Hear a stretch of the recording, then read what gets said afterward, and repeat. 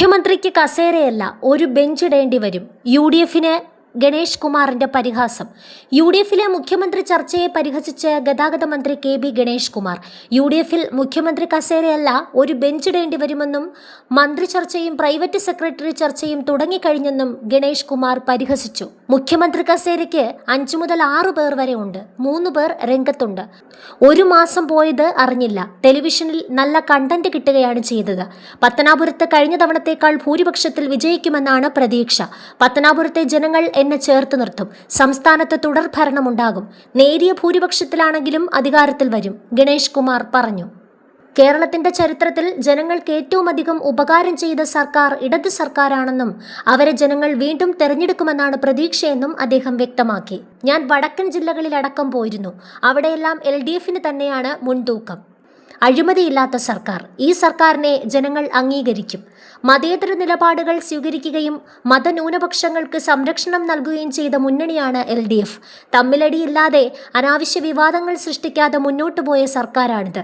ആ സർക്കാരിനെ ജനങ്ങൾ വീണ്ടും ഇഷ്ടത്തോടെ തെരഞ്ഞെടുക്കുമെന്നാണ് വിശ്വാസം. മലപ്പുറം ലീഗിന് മുൻതൂക്കമുള്ള സ്ഥലമാണ്. അവിടെ നേരത്തെയും അവർക്കാണ് കൂടുതൽ വോട്ടുകൾ ലഭിച്ചിട്ടുള്ളത്. ഇനിയും അങ്ങനെ ആയിരിക്കും. അതിലാർക്കും എതിരഭിപ്രായമൊന്നുമില്ല. UDFന്റെ കയ്യിലുള്ളതാണ്.